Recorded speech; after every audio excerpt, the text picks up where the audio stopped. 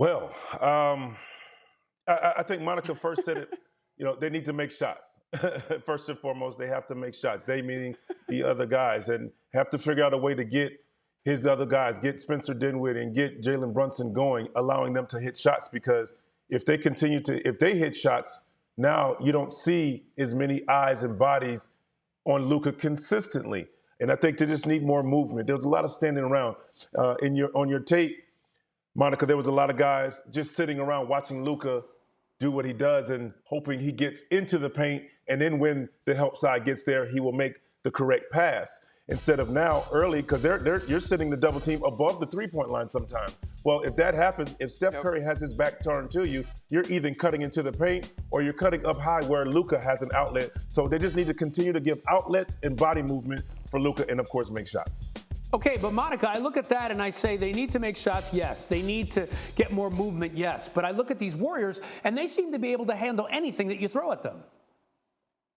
Yeah, I mean, the Warriors' defense last night was impressive. I mean, Amar'e talked about you could tell that Andrew Wiggins got in the lab and was studying some film in terms of habits. But again, he's able to key up and focus on keeping Luka in front of him so much because Luka's guys weren't hitting shots, and then Luka starts to press. So, yes, his defense was terrific, but it's kind of an ebb and flow thing, a little bit of a give and take. And so the Warriors are really connected on defense. I wonder if there's an opportunity for the Mavs. They're not going to excel in transition, but when you think about, back to that Jazz series, when Jalen Brunson and Dinwiddie got out, it gave them an opportunity to get some easier baskets without allowing a defense to set up in the full court. So I wonder if they look for spots to try to run with the Warriors. I know that's not Luka's thing necessarily, but they got to find some easy baskets. Amar'e, you've been a superstar on a team like this deep into the playoffs.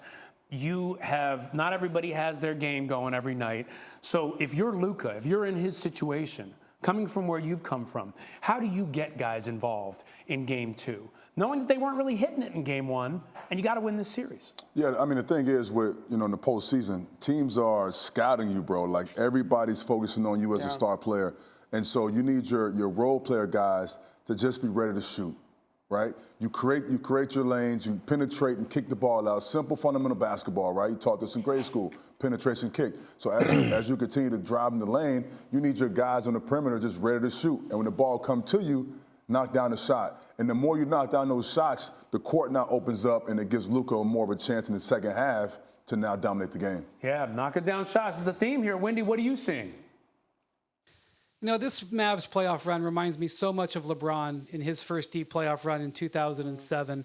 And watching the Warriors game plan last night reminded me of the Spurs game plan that they threw at him in those finals that year, which was playing elbows and boxes, building a wall around the paint. Here what you have, Jalen Brunson got more touches in the paint yesterday than Luka Doncic. Luka, throughout the entire postseason, is averaging 16 feet on shots. Yesterday, he averaged 18 feet because that extra step back, he was just a step out of sync. The Warriors forced the Mavericks into 37 three-pointers in the first half. They only averaged 39 three-pointers in the last series.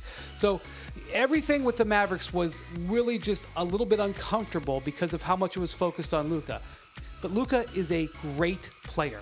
He will adjust to this. He will get better from it. He will realize he needs to dive in there and get into that paint and make the three-pointers kickouts instead of passing around the outside.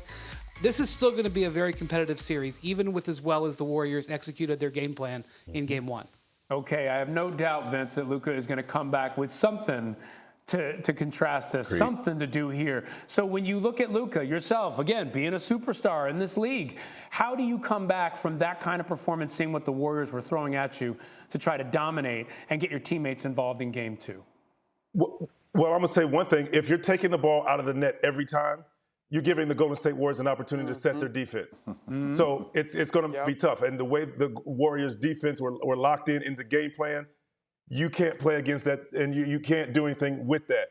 So I had a similar situation against playing the Knicks, and one thing for them, getting stops, getting out and running, getting the ball ahead to Jalen Brunson, where now everybody's trying to get back into transition, get back into defense, trying to find Luka, where he can kind of break his guy down, get to his mid-range, as well as Spencer Dinwiddie. Two good one-on-one players when they're in rhythm. Well, get them the ball where they can kind of get out and create. Then if nothing's there, you kind of move the ball. Now Luka's possibly getting the ball on the second side with the live dribble. Now he can scan and see the defense as they're shifting to Luka. So there's a lot of things that can happen with just a simple pass ahead to two guys that are capable of scoring one-on-one. Then second side can alleviate some of that pressure with a live dribble for Luka.